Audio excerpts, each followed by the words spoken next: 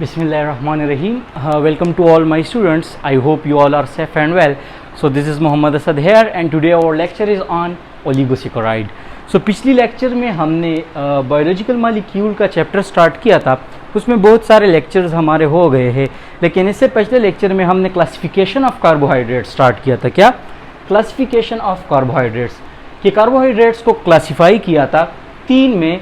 The first one is monosaccharide, जो कि हम पूरा का पूरा बहुत ही डिटेल में पढ़ चुके हैं। तो अगर आप लोगों ने ये मोनोसेकेराइड नहीं देखा है ये वीडियो, तो आप पीछे जाके प्लेलिस्ट में आपको मिल जाएगी। ओके, उसके बाद हमारे पास ओलिगोसेकेराइड को और देन पॉलीसेकेराइड। आज हम ओलिगोसेकेराइड की पूरा ओवरव्यू पढ़ेंगे इंशाल्लाह। नेक्स्ट लेक्चर में फिर हम इसकी स्ट्रक्चर वाइज के किस तरह स्ट्रक्चर आपस में कंबाइन होकर एक ओलिगोसेकेराइड बनाते हैं, तो स्ट्रक्चर हम इंशाल्लाह नेक्स्ट लेक्चर में पढ़ेंगे। आज सिर्फ हमने ये समझना है कि ओलिगोसेकेराइड हमारे पास बेसिकली होता क्या है। तो ओलिगोसेकेराइड भी हमारे पास कार्बोहाइड्रेट्स है, जिसकी प्रॉपर डिफिनीशन क्या है, that oligosaccharides that are on hydrolysis break down, hydrolysis mean break down by the addition of water molecule. Hydrolysis हमारे पास वो प्रोसेस है जिसमें वाटर ऐड होके उस मॉलिक्यूल को, उस कंपाउंड को ब्रेक करे। ओके, तो हम उसे क्या, हाइड्रोलिसिस।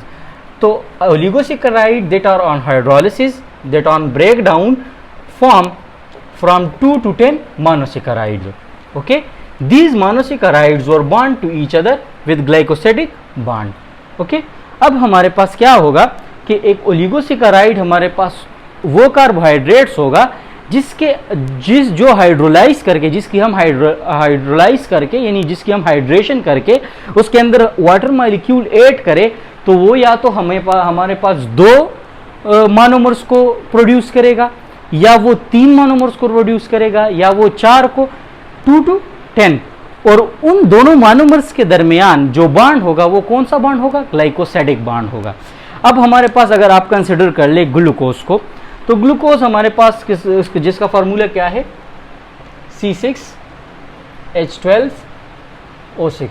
ओके, आप ग्लूकोज को कंसिडर कर ले कि ये हमारे पास क्या है, एक मोनोमर है। यहाँ पर मैंने जो रेड कलर में ये जो स्क्वायर बनाया हुआ है, तो इसको एक ग्लूकोज मॉलिक्यूल कंसिडर कर ले, यानी ये हमारे पास क्या है, एक ग्लूकोज मॉलिक्यूल है। तो आप अब देख सकते हैं कि अगर इस पूरे ऊपर वाले को हम 2 हाइड्रोलाइज कर ले, वाटर की एडिशन कर ले इसमें, तो हमारे पास ये कितने यूनिट्स बनाएंगे, 1 2। नंबरिंग दे देते हैं 1 और 2, तो ये कितने, इसको हम फिर क्या बोलते हैं, डाइसेकेराइड, क्योंकि ये हमारे पास कितने मोनोमर्स को प्रोड्यूस करेंगे, 2। ओके, तो ये भी एक ओलिगोसेकेराइड है। अगर एक ऐसा मॉलिक्यूल हो, ऐसा कार्बोहाइड्रेट्स हो जिसकी हम हाइड्रोलाइज करते हैं और वो हमारे पास क्या 3 मोनोमर्स को प्रोड्यूस करते हैं, तो उसको क्या कहेंगे, ट्राइसेकेराइड, 1 2 और 3। तो ये 3, तो ये भी एक ओलिगोसेकेराइड है। अब 2 जो मोनोमर्स है वो एक दूसरे के साथ बॉन्ड बनाते हैं, यानी एक ये ग्लूकोज मॉलिक्यूल, ये दूसरा ग्लूकोज मॉलिक्यूल, दरमियान में ये एक दूसरे के साथ बॉन्ड बनाते हैं, और वो हम इंशाल्लाह डाइसेकेराइड और ट्राइसेकेराइड की एग्जांपल में पूरा का पूरा डिटेल में समझेंगे कि व्हाट इज ग्लाइकोसिडिक बॉन्ड। तो इन दोनों ग्लूकोज मॉलिक्यूल यानी मोनोमर्स के दरमियान ये जो बॉन्ड बना है, इसको हम क्या बोलेंगे, ग्लाइकोसिडिक बॉन्ड। तो इसके अंदर क्या है, 3, अगर हमारे पास ऐसा कार्बोहाइड्रेट्स हो जो प्रोड्यूस करे हाइड्रोलिसिस के थ्रू 3 मोनोमर्स को, तो हम उसे क्या, ट्राइसेकेराइड भी बोल सकते हैं, और वो हमारे पास क्या है, एक ओलिगोसेकेराइड है। अब अगर 4 हमारे पास प्रोड्यूस कर ले, ये आप देख सकते हैं क्या, 1 2 3 4। ओके, क्योंकि यहाँ पर स्टूडेंट्स बहुत ज़्यादा कंफ्यूज हो जाते हैं। कंफ्यूजन उससे कहाँ पर आती है कि वो कंसिडर कर लेता है कि ओलिगोसेकेराइड में हमारे पास 10 मोनोसेकेराइड्स आपस में इकट्ठे होकर ओलिगोसेकेराइड बनाते हैं। तो ऐसा बिल्कुल नहीं है, 2 भी बना सकते हैं ओलिगोसेकेराइड, 3 भी बना सकते हैं ओलिगोसेकेराइड, 4 मोनोमर्स इकट्ठे होकर ओलिगोसेकेराइड हम उसे कहलाते हैं, और 5 भी, 6 भी, 7 भी और 8 भी। यहाँ पर आप देखते हैं ये हो गए 4। अब नीचे वाले पे आप देख ले, ये भी 1 2 3 4 5, तो ये भी एक ओलिगोसेकेराइड है। ओके, ये 6 हो गए, 7, 8, 9 और 10 इसी तरह।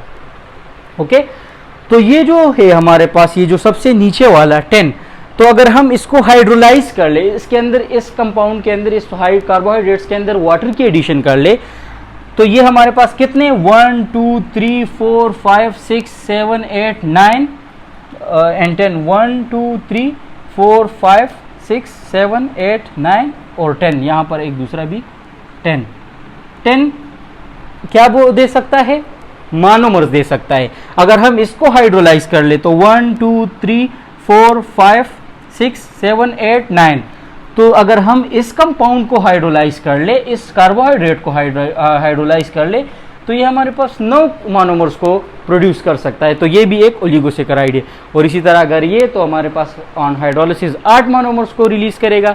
इसी तरह ये, इसमें जो मेन कॉमन है उसकी एग्जाम्पल में और हमारे बुक में मेंशन की हुई है, वो हमारे पास ट्राइसेकेराइड और डाइसेकेराइड है, जो कि बहुत ही कॉमन इन नेचर है। ओके, जिस तरह के आपने नाम सुना होगा माल्टोस का, सक्रोस का, शुगर केन में पाया जाता है, ये सक्रोस शुगर है जो कि शुगर केन में पाया जाता है, माल्टोज हमारे पास मिल्क में पाया जाता है।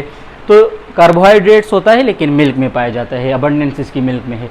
तो oligosaccharides that are hydrolysed into 2 monomers that is called disaccharide.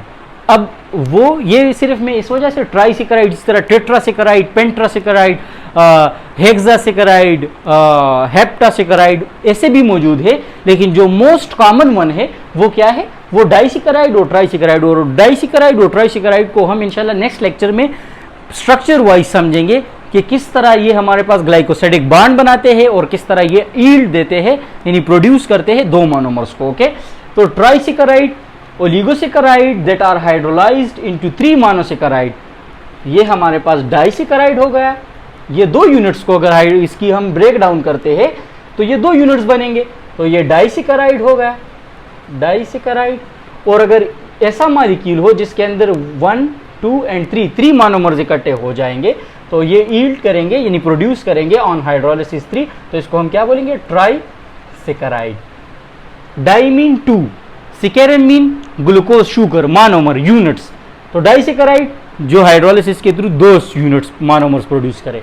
ट्राइसेकेराइड mean, tri mean 3, saccharon mean sugar, तो सिंपल शुगर यूनिट्स, तो ये 3 प्रोड्यूस करेंगे। और इसका जो एग्जाम्पल हम पढ़ेंगे वो है माल्टोट्रायोज।